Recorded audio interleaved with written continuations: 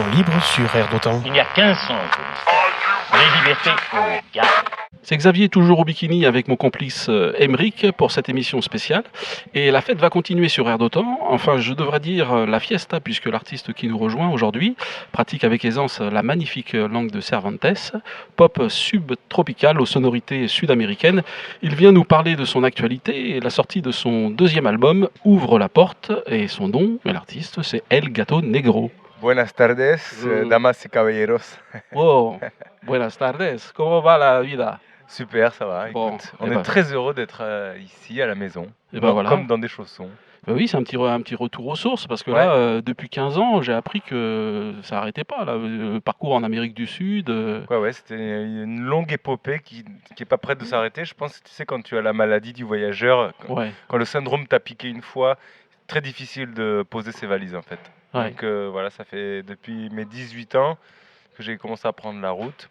Je me suis un petit peu calmé quand même ces derniers temps, mais je bouge beaucoup. Et Ouais. je suis très content de rentrer à la maison de temps en temps. Ouais, super. Et en plus, l'Amérique du Sud, c'est pas le coin le plus désagréable de la Non, planète, on va dire. non, et puis j'étais beaucoup en Afrique aussi, je te raconterai tout ça. Ben oui, on va en parler. On va en parler, puisque effectivement, il y a déjà eu un premier album. Là, on se voit, et ça tombe bien, parce que l'album Ouvre la porte sort le 19 avril, Ouais. pile poil.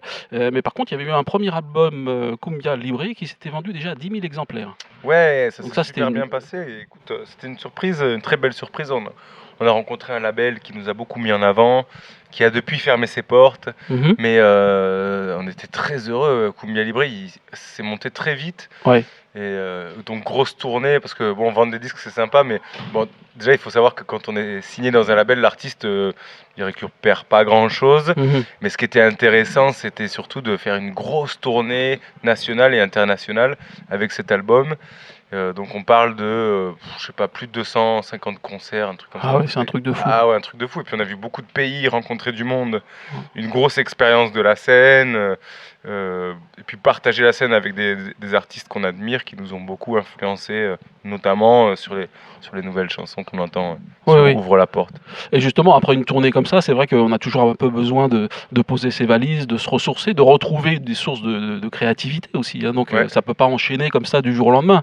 Donc on rigole en disant c'est le voyage, mais sachez, chers auditeurs aussi, c'est que ça fait partie du boulot de l'artiste. Ah oui, carrément, ouais. de voyager, Ouais. de se cultiver, d'écouter. Mais c'est marrant, mais il y a eu un moment où, quand vraiment la musique est devenue mon métier, aller dans les concerts, c'était presque bosser pour moi, quoi. Ouais. Et puis, des fois, tu sais, t'es à la maison, tu dis, tu sais, je vais 3 ou 4 fois par semaine voir des concerts. Ah ouais. Et je me suis installé notamment dernièrement à Paris pour passer du temps dans des salles à voir des trucs qui passent que là-bas, des groupes internationaux. Et je passe mon temps dans les salles de concert parisiennes pour vraiment aller Ouais. développer des nouvelles choses. Et Pour s'imprégner, pour S'imprégner à fond, trouver ouais. des thématiques, etc. c'est ça, Ouais. c'est ça. Et puis j'ai tellement à apprendre, on a tous beaucoup à apprendre, mais j'essaie d'aller voir des choses vraiment différentes, très modernes, des trucs très traditionnels. Et c'est ça que j'essaie de mettre dans mes albums, en fait. C'est Bah, des choses que je chope dans mes voyages, en fait. Je rencontre des gens avant tout, des cultures, j'écoute et après je retranscris à ma façon. Eh ben, tu le fais très bien parce que dans ce nouvel album là, justement, Ouvre la porte, il y a 12 titres et c'est vrai qu'il y a ce mélange. Alors, on trouve entre guillemets, sur le marché ou en tout cas dans le paysage artistique aujourd'hui, on trouve des groupes qui font de la musique sud-américaine, ils font de la salsa, et puis on trouve des groupes de hip-hop, de rap ou de pop, etc. Mais toi, tu arrives à faire justement ce mixte. C'est-à-dire quand on écoute, on voyage, c'est l'Amérique du Sud, mais en même temps, il y a un phrasé, il y a une façon de placer les paroles. Il y a un drôle de mélange et ça c'est Ouais. vraiment unique à El Gato Negro parce que Ouais. on l'entend pas. Bon, parfois on aimerait nous coller une étiquette et c'est vrai que c'est assez. C'est compliqué. C'est pas si simple, mais en fait ça ressemble vraiment à ce que je vois tout simplement. Ouais. Comme tu disais, mais j'ai l'impression de rentrer dans. Tu vas dans un marché au Mexique par exemple. Mhm. Tu vas dans un marché et il y a des étals de poissons, un mec qui crie, qui vend des radios, des bouées gonflables, un autre qui fait de la musique, qui font cuire des brochettes. Et Ouais. pour moi c'est ça ma musique, C'est ça. c'est tout ce bazar que j'ai vu dans tous mes voyages, que j'essaye de mélanger, de faire vivre ensemble. Alors des fois dans une même chanson, tu vas entendre, par exemple, j'ai essayé de faire un afrobeat, qui est une musique très africaine, de Fela Kuti par exemple, qui était Mhm. le roi de l'afrobeat, mais j'ai décidé de la faire en espagnol. Donc ça, c'est Ouais. vraiment déjà un truc qui tord le cerveau. Alors, on va faire un afrobeat en espagnol avec des flûtes traditionnelles de la Colombie Ouais. qui sont destinées à faire de la cumbia à la base. Ça s'appelle les gaitas. Donc vraiment, c'est vraiment un mélange de tout ce truc-là. Ouais, non, mais C'est un espèce de cabinet des curiosités musicales, quoi. c'est ça, exactement. Comme la pochette, finalement. C'est bien réussi. Oui, mais la Ouais. pochette est jolie et la photo, je sais pas qui est le photographe, mais Elliot Brouet, c'est un très grand artiste ouais, c'est qui fait très joli. plutôt des photos de mode, en fait, à la base. Ouais, ouais, Et- c'est ouais. très joli. Mais là, sur la photo, tu es en mouvement ou tu poses ou... Non, j'ai sauté, là. Ah, tu sautes, d'accord. Non, mais ça J'ai fera. fait un petit jump, là. C'est pour ça que les colliers sont en l'air, ouais. Ah, ouais, ah oui, c'est vrai, oui. Elle est très sympa. Et donc ce nouvel album donc, ouvre la porte. Il y a quand même une nouveauté. Enfin, il y a quand même 5 titres en français. Ouais, donc- 6 même. 6, ah moi j'avais noté 5, donc 6, c'est très bien. Et donc la motivation, c'est quoi de faire des titres en français d'un coup Bon, c'est venu... déjà, il faut savoir que quand je rentre d'Amérique latine, il y a 6 ans, je suis imprégné, je me sens latino à 100%. Mhm. Donc je raconte toutes mes histoires en espagnol, c'est des histoires de voyage que j'ai vécues là-bas. Et là, une fois que je rentre en France, maintenant ça va faire 6 ans bientôt que je suis réinstallé plus ou moins en France, même si je bouge beaucoup. Donc je vis en français. Et donc j'avais envie d'écrire des chansons en français, j'avais envie qu'on me comprenne aussi dans mon pays. Et puis c'était un challenge, c'est très, très difficile. J'ai toujours écrit en français, mais j'ai pas vraiment montré mes chansons. Mhm. J'étais un petit peu timide et la langue française est très exigeante pour les chansons. Tu sais, on a des grands paroliers et ça passe même avant la musique. J'ai la sensation que le sens des mots est sacré en fait, quoi. Donc j'étais timide et j'avais un petit peu peur. Là, j'ai réussi à passer le cap. C'est vraiment pas facile. Et je suis très heureux d'arriver aujourd'hui à écrire en français. Et je pense que je vais continuer dans cette lancée. Bah écoute, en tout cas, ça n'engage que moi, mais notamment sur le titre Guitare de plage, moi j'ai entendu des inspirations à la MC Solar. Tu sais, cette manière de rallonger la dernière syllabe. Exactement. Hein, c'est ça, hein. Ouais, Amérique, hein, Air d'Otan, on écoute les artistes, c'est important. Ouais, mais j'aime beaucoup MC Solar et ça fait partie, c'est marrant que tu le cites. T'es pas le premier en plus à faire la référence par rapport à ce morceau Guitare de plage. C'est la première cassette que j'ai eue quand j'étais petit. Ouais. C'était Bouche de là, tu vois. Ah bah oui. Ça venait de sortir. C'était une cassette de titres qu'on m'avait offert. J'avais un espèce de radio cassette à pile là, que j'emmenais partout avec moi. Et je te parle de ça, je devais avoir 10 ans, hein, ou peut-être moins. Peut-être plutôt 7 d'ailleurs. Et c'est marrant, mais MC Solar, ça fait partie des gens qui m'ont inspiré pour la suite. Celui-là, il est très bien. Moi, j'encourage les auditeurs, enfin les il est autres drôle aussi. en tout cas. Mais il y a des chansons engagées qui peuvent être un peu plus dures, enfin plus réalistes en tout cas. Oui. Et celui-ci, et puis il y en a d'autres qui sont vraiment drôles, qui sont certains vraiment que pour danser et d'autres pour se marrer. Là, c'est carrément une autodérision du musicien. C'est ça, on a parlé du mélange au niveau de la musique, des textes, etc. Mais il y a également les thématiques qui sont abordées, puisque sur le même album, effectivement, on trouve ce titre-là, Guitare de plage, qui est un titre assez léger, très bien réussi en français. Mais il y a aussi celui le titre phare, ouvre la porte. Donc là, on est carrément dans de la prise de conscience, un plaidoyer sur la situation des migrants. Ouais. Ça, c'est quelque chose que tu as fait en collaboration avec le centre La Cimade, c'est ça? Ouais, la tu peux nous en dire un mot? Ouais, bien sûr. En fait, j'ai une copine que je vois beaucoup qui travaille à la Cimade et qui me parle de son vécu là-bas. Elle travaille dans les centres de rétention. D'accord. C'est-à-dire que c'est là où on place les migrants une fois qu'ils sont chopés dans la rue comme sans-papiers. Donc il en arrive, mais par centaines. Hein. Il y a plusieurs centres de rétention partout en France. Donc elle travaille là-bas et elle me raconte, quand elle rentre du boulot, elle me raconte ce qu'elle a vu, ce qu'elle a vécu.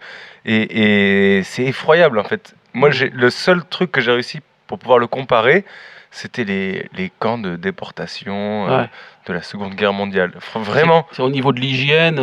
Des conditions d'enfermement. Puis ils amènent des femmes avec des enfants en bas âge et des trucs. Certains.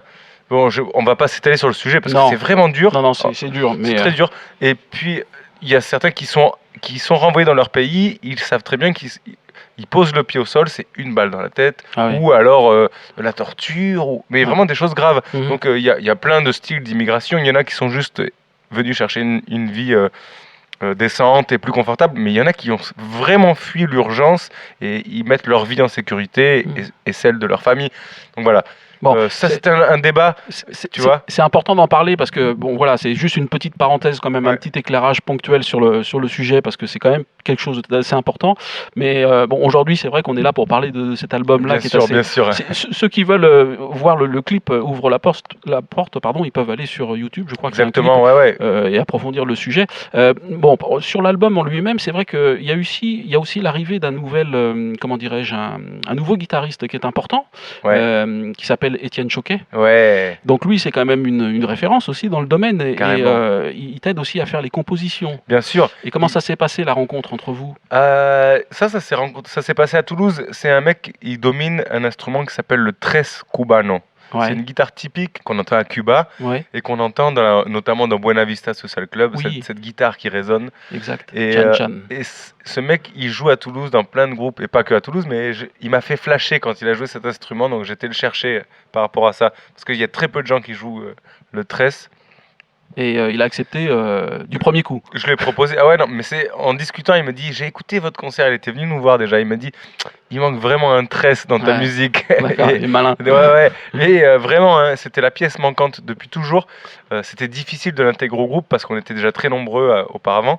Donc c'est une très belle rencontre humaine, toujours, parce que c'est quand même avant tout, comme dans mes voyages, les musiciens, c'est une histoire humaine très forte. On partage quelque chose de puissant, vraiment des moments de vie intenses. Donc avec lui, on est parti en Afrique, tous les deux. À Ouagadougou. Ouais, entre autres. On a fait une tournée, on a fait plein de concerts là-bas, on a monté un groupe même, on a fait une résidence avec des musiciens locaux. Et très bon compagnon de route et très bon co-compositeur, parce qu'il m'a beaucoup aidé à trouver des riffs de guitare, des ponts. Moi j'aime bien composer de façon très simple, et ma musique, j'essaye qu'elle soit populaire, vraiment dans le bon sens du terme. Et lui, il a essayé de trouver des finesses et des petites subtilités que j'aurais pas trouvées seul, tu vois. Et ça permet d'ouvrir la porte, justement, puisque c'est le titre de l'album. Des contre-chants, des choses. Donc c'était vraiment une très belle équipe. Bon, c'est génial, on apprend plein de choses, et c'est l'intérêt aussi de la rencontre. On sent une certaine énergie avant de monter sur scène. Là, il joue, cher auditeur, je vous assure, il est gonflé à bloc. Un dernier mot sur un titre. Bon, après, c'est vrai que le temps passe très vite, mais Bonbonne de Canela, c'est ça? Ça, c'est une musique, alors c'est pareil, là, c'est un autre style, mais moi j'entends du Mario Bros. C'est marrant. Au début, ça, c'est l'effet 8 bits, exactement. Au début, ça fait comme la petite musique de Mario, et tout de suite, on tombe sur du hip-hop, sur du rap, etc. Et ça, c'est un titre qui est venu comment à ton esprit? Ça, c'est marrant, mais c'est un titre que j'ai beaucoup sous-estimé. Je l'ai écrit un petit peu comme ça, sans me prendre la tête, sur un petit bout de papier.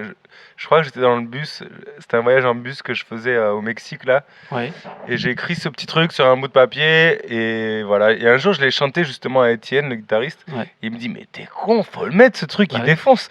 J'ai dit, ouais, je sais pas, c'est une chanson ça fait un petit pour truc rigoler. comme ça dans la tête qui tourne. Il me dit, non, là tu tiens un truc, et on va essayer d'aller le moderniser, justement. Et là encore, on a mélangé les instruments traditionnels de Cuba avec du 8 bits, donc des trucs complètement chimiques, électro, tu vois. Donc il y a un phrasé qui est plutôt reggaeton de Cuba, avec c'est vraiment un mix de plein de choses, quoi. Donc Bonbonne des Canelas, je suis content que tu l'aies relevé. T'as eu un goût pour les chansons plus légères et plus cool. Mais oui, pourquoi? Parce qu'on approche de l'été, et ça va me permettre aussi malheureusement de conclure l'entretien. On continuera peut-être à discuter ensemble après, mais bon, on est tenu par le temps. Mais c'est vrai que ça me permet d'amener l'été aussi, parce que c'est l'album de l'été. Et moi, je pense que, si tu es d'accord avec moi, on va se quitter sur un titre qu'on va passer, qui s'appelle Kiliboum. Alors moi, je mets une pièce là-dessus. Je pense que c'est le tube de l'été.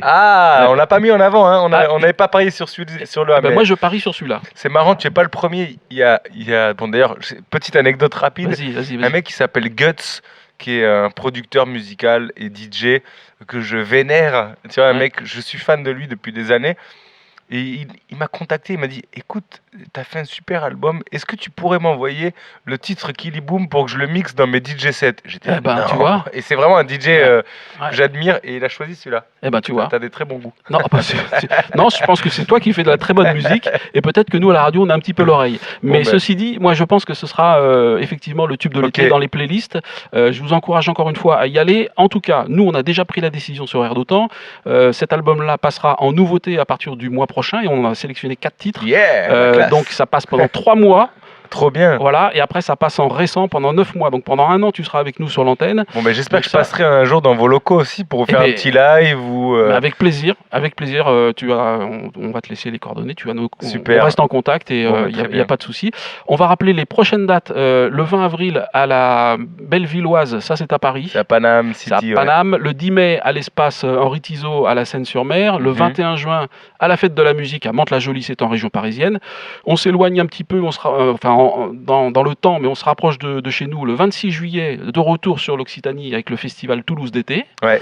Et le 4 août à la Fête d'Albas. Ok. Dans le Lot. 46, ouais. Ouais, dans le Lot, c'est Ouais, super. ouais. Eh Bon, ben, il y a beaucoup en a plus d'autres. de dates que Oui, ça. oui, mais, oui, bien sûr. J'ai fait un pont entre le T'as bien 21 fait, t'as juin. bien Voilà, fait. c'est parce que voilà, c'est pour dire aux auditeurs que vous pouvez écouter l'album et puis au cœur de l'été, le 26 juillet à Toulouse et le 4 août à Albas, El Gato Negro sera avec nous. Très bien. Voilà. Merci d'être passé nous voir. Bon concert et puis à très bientôt sur Air d'Otan. Avec plaisir. Merci. On est ensemble, comme ils disent au Burkina Faso. Absolument. Merci.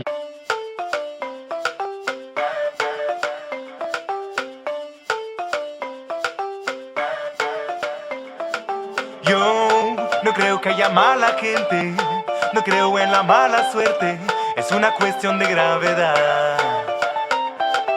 Yo no creo que haya mala gente, no creo en la mala suerte, es una cuestión de gravedad.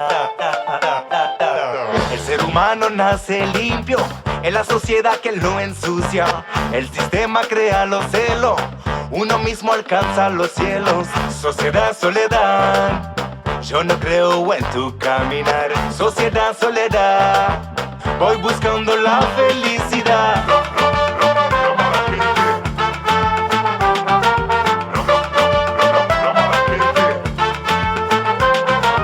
Yo no creo que haya mala gente, no creo en la mala suerte, es una cuestión de gravedad.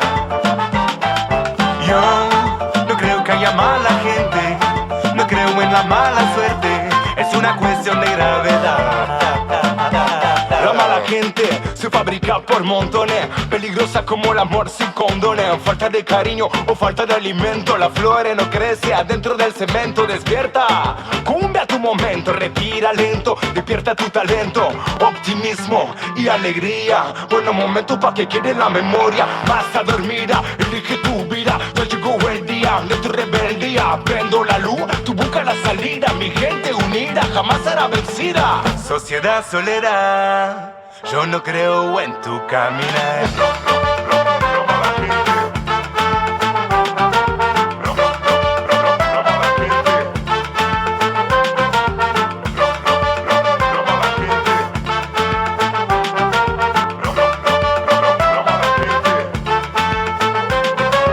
Yo no creo que haya mala gente, no creo en la mala suerte, es una cuestión de gravedad. Yo no creo que haya mala gente, no creo en la mala suerte, es una cuestión